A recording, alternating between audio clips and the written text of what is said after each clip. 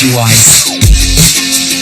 We'll be travelling off the beaten track from coast to coast to bring you some hidden gems.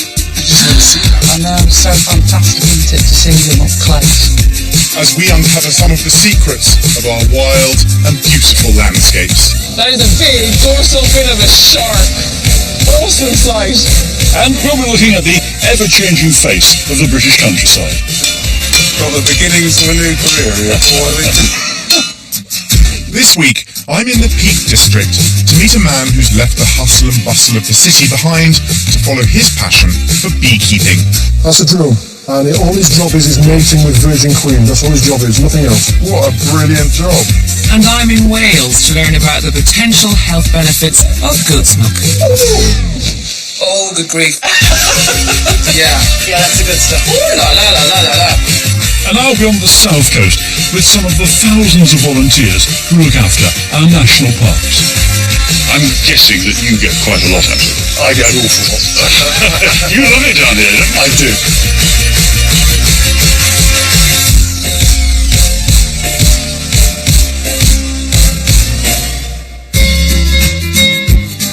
This is the stunning mid-Wales coast, a quiet corner of Britain famed for its breathtaking scenery. And nestled here is a very special farm. With a reputation for being extremely boisterous and for eating everything in sight, the humble goat is often much maligned. But recently these wonderful creatures have been enjoying a revival, with the demand for goat products at an all-time high. Goat's milk has been a staple in many parts of the world for millennia, but hasn't been so popular in the West. It's now rapidly growing in popularity in the UK. And this increase in demand has led to a boom in cottage industries farming goats. Welsh farmer Rich Jones and his American wife Sean began breeding these wonderfully inquisitive animals 8 years ago. I mean, I'm stuck in a goat sandwich. Quite literally cannot move for goats. Hello, beauties. So even though we stood in the field of grass, goats would prefer the hedgerows and weeds and nettles and fingertips. And fingertips, I see that. Sean and Rich started with just 4 goats, but they now have just over 50. Come on, your udders are really full, aren't they? Come on. I'm keen to get stuck in and help Rich with some milking. Okay. Right, if you can just reach up and grab the clusters. What are they called? Clusters. The cows obviously the before, the goats we've just got the 2. So you just pop one on each teat then and you're away. Okay.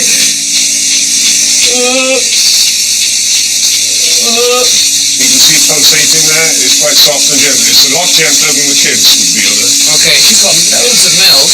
And when do you know when that's it? You've got more milk? You can feel the back of her udder at the moment. It's quite firm.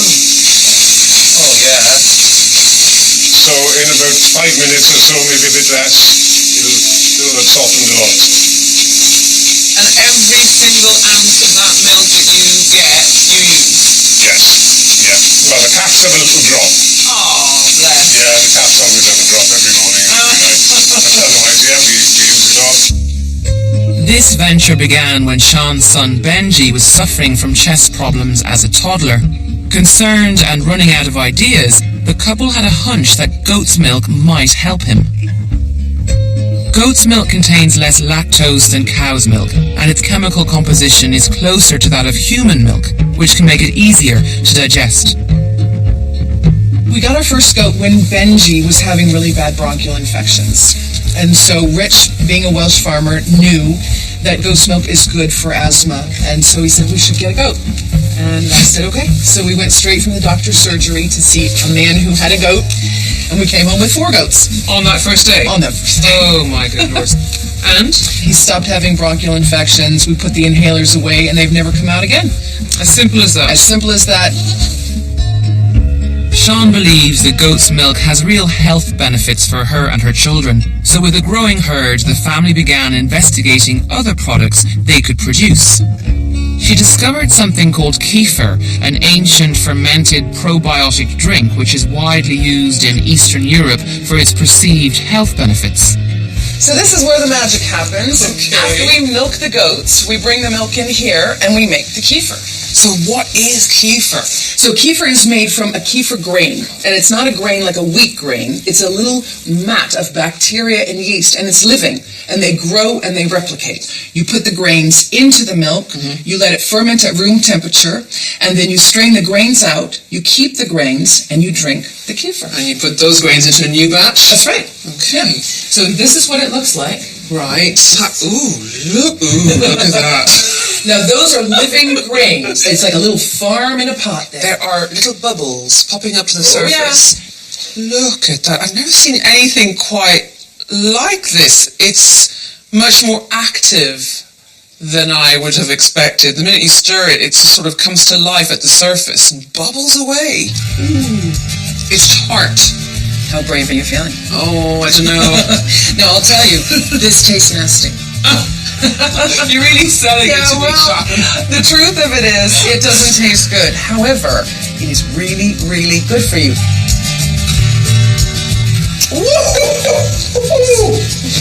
Oh, good grief. Yeah. Yeah, that's the good stuff. Ooh, la la la la la la. The aftertaste isn't particularly... Can you feel the hair standing up on the back? Yes. Yep. Sean and Rich's project has sparked the interest of scientists at Aberystwyth University, where Professor Jamie Newbold and his team have been testing kefir in the lab.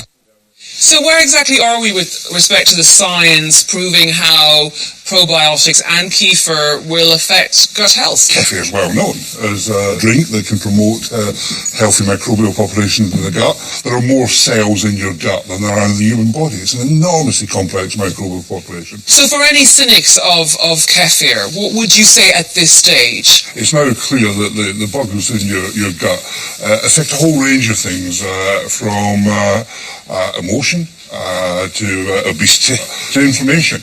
Where the science is moving now is to how you can affect that. And that's where things like kefir become interesting. So are there things you can put in the diet that will have effects? While the goats are central to this thriving cottage industry, they also feel like part of this family. Can we rename one of them Elizabeth? Seeking a solution to Benji's illness has taken the Joneses on a life-changing journey. And for Sean, this is a far cry from the life she left behind in San Francisco, but it's one she's embracing with open arms. This was a huge learning curve for me. Suddenly I was living on a self-sustaining farm. Rich makes his own beer, makes his own cheese, makes his own bread. All of these things I had to learn to do with him if I was going to be a good farm wife. I've never worked so hard or been so muddy or been so exhausted or been so happy. I've been so happy.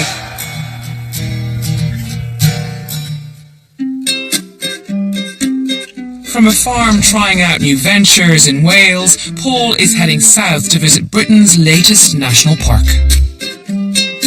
Encompassing rolling farmland, ancient woodlands, lowland heaths, and 14 miles of glorious coastline are the South Downs. And the local volunteer ranger service donate 6,000 days a year to look after them. Ex-RAF pilot Ron Wilder has been a volunteer for the past 6 years. Today, he's knee-deep in the beautiful River Meon. What are you doing with your feet? I'm just kicking the bottom a bit in order to disturb any aquatic life that's down on the bottom there. So I'm just stirring up the... Yep. That's it. Lovely. Ron is part of a nationwide project monitoring the state of our waterways. The microscopic life we find will tell all about the health of the river.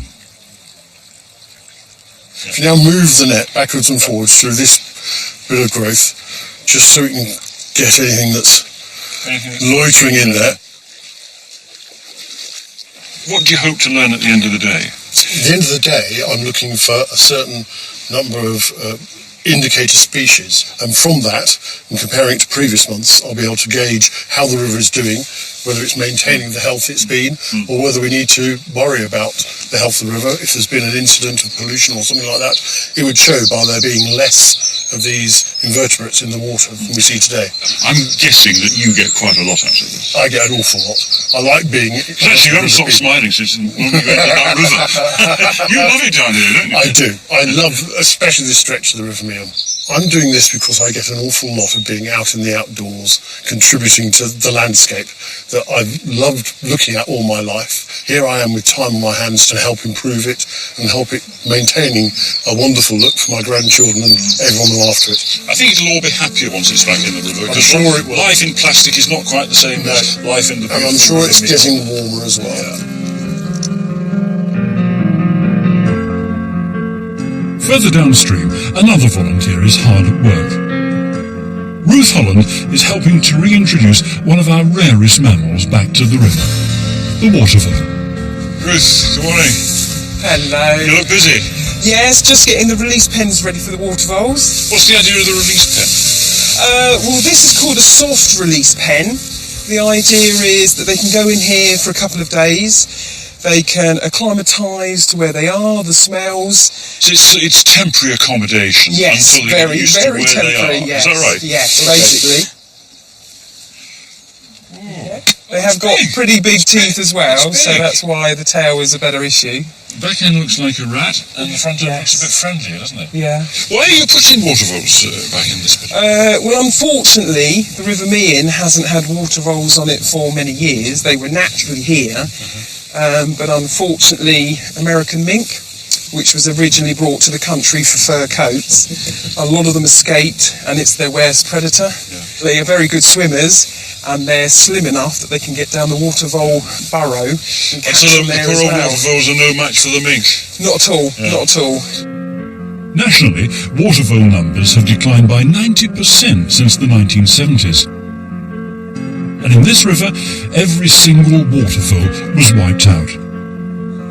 After a successful eradication programme, the mink problem is under control here, so it's safe for us to release the water voles. I suppose it wouldn't be a proper river without a few water voles in it, would it? Well, it's just that, it's that iconic, isn't it? Yeah. Tales of the Riverbank with Ratty. Yeah. What about someone who was thinking of becoming a volunteer but might be feeling a bit shy? What would you say to them? They're very welcoming. There's no pressure. You only have to be committed to one task in a whole year. It's totally up to you how much you want to take on. These volunteers who sacrifice their time are helping to protect and preserve the beautiful places we all enjoy. And I'm heading to meet one young man who, thanks to the generosity of others, has realised a farming dream here in the heart of the South Downs.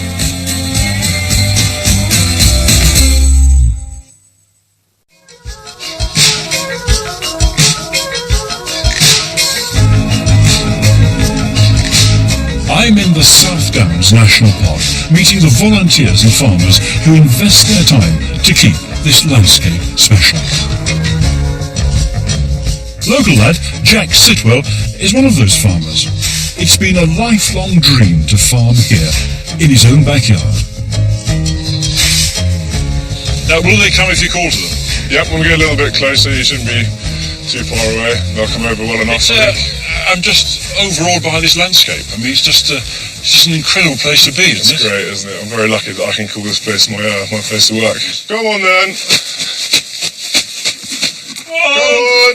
But with little money and no family farm to take on, to make his dream come true, Jack appealed to the kindness of strangers.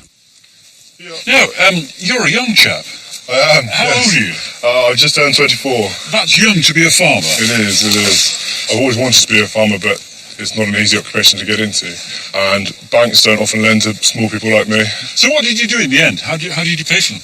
I purchased a few from money that I saved myself. But I also launched a crowdfunding bid. Now, crowdfunding, that's an expression you don't often hear in farming. No. How does that work? Well, crowdfunding is a fairly new initiative in the business world, let alone agriculture, as you say.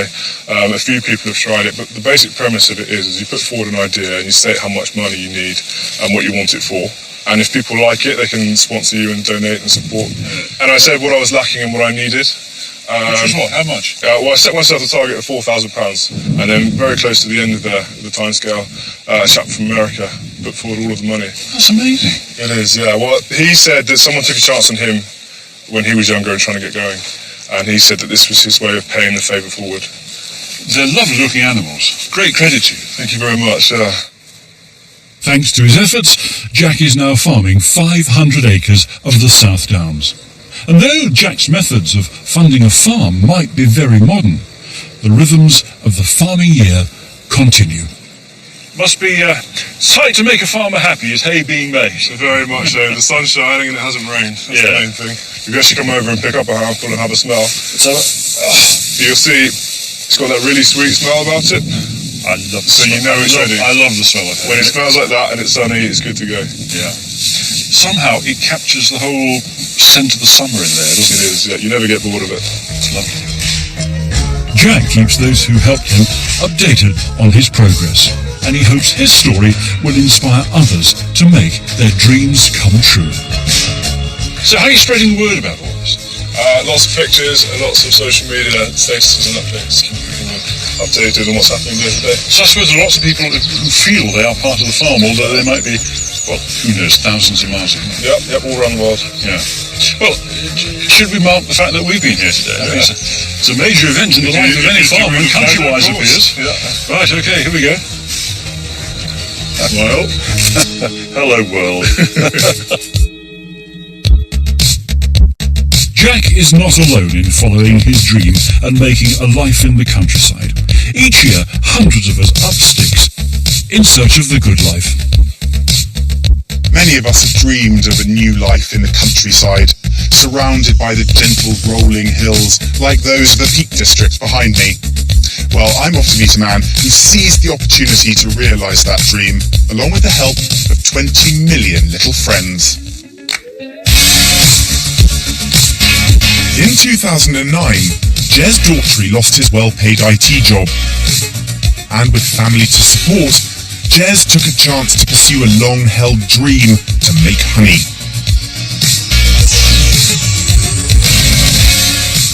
Jez. Morning, Ben. How are you doing? Nice to meet you. What a beautiful location this is. Fantastic, isn't it? Can I meet some of the workers? Yeah, we need to suit you up first, then. Okay. Okay? There you go. Great, thank you very much. Okay. This is to help keep the bees calm when we go through them. Okay. If you think about bees being around for 30 million years, the one thing they're scared of, fire. So fire would be and smoke would give the suggestion that they may have to leave the hive. Right. And it distracts them a little bit. So smoker. It's 5 years since Jez left IT and rebooted his life here in the countryside. He now has hives across the peaks. And today, we're checking up on the health of the bees. So a little bit of smoke just to keep them calm.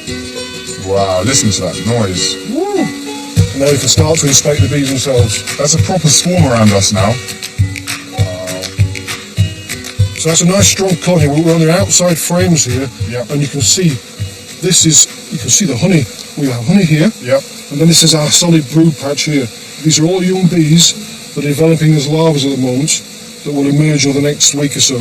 Okay, so what I'm going to do, I'm going to put this frame down, and then I'm going to invite you to take a frame out. Oh, lucky me. Yeah? Right. Okay. But I'll be in charge of the smoker, so that should help. Nice and slowly, up to eye level, and then you can inspect, and you can look at the frame to make sure you're happy with it. So what's the life expectancy of a bee? How long will these guys live for? Okay, so we've got three types of bee in here. Yeah. We've got our queen bee. Yep. She's going to live 4 or 5 years potentially. Yep. Quite a long life cycle. We've got our drones, our male bees, and they live for a season, so maybe 3 months. They're the male bees, and their job is only to mate with queen bees. Yep. And then we've got our worker bees, the female bees, and they do all the work. And in summer, they're going to live for about 5 to 6 weeks. They work themselves to death. So there's a huge churn of new bees coming through all the time. That's a drone. That's a boy bee. I thought that's a boy bee. Boy bee. Well, can hardly fly. He's fairly young. Yep. And all his job is mating with virgin queens. That's all his job is, nothing else. What a brilliant job. Well, he dies in it as well. The process. That's good while it lasts. Yeah, it's a short encounter. If you look at the drone bees, they've got huge big eyes. Yeah. And that's for mating on the wing. They can't sting either. They're not. They can't sting. There we go. Yeah? You got him? It's actually very beautiful to look at, isn't That's it? gorgeous, yeah. It's not just honey these hard-working insects help produce. They actually make it possible for many of our favourite foods to reach the table. In fact, it's estimated that 1/3 of all the food we eat is pollinated by bees. Jez's business is a family affair. His wife Alison builds over 500 racks a year for his bees to call home. Is this your domain then? This is my little workshop. Making the frames for Jez, yeah. Do you remember when Jez first came up with this idea? I do, yes. What did you think? I thought he was crazy, if I'm honest, yeah.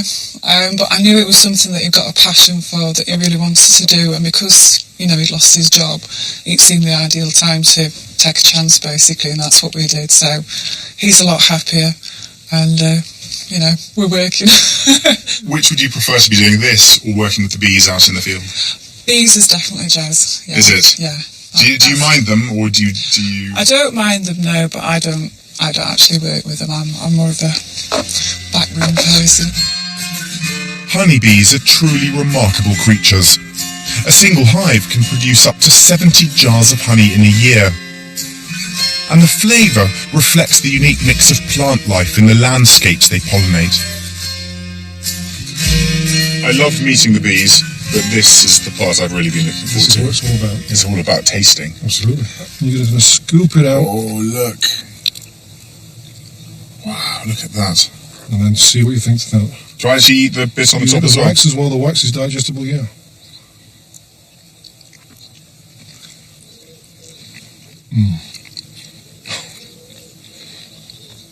And that is just delicious. It's so sweet. That's incredible, isn't it? I get a slight hint of lime in there. Very subtle. Oh, wow. That's incredible. I think many people are sitting in offices and looking out of the window or looking at magazine photographs and thinking, oh, I wonder whether I could leave all of this for a life in the countryside. What would you say to people like that?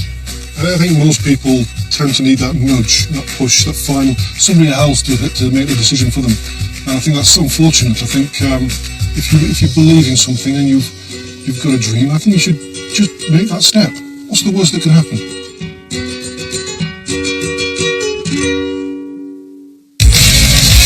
Next time, I'm heading to Cornwall to help out with some high altitude weeding. Doesn't get much more extreme than this. And Liz is farming with city kids in Wales. See? Perfect. Here tonight, it's the final, but who'll walk away with eternal glory tomorrow night at 8. Coming up tonight, how much does Gail know about Coronation Street? Next, then we're off to Vegas. Things get messy in our film The Hangover at 9.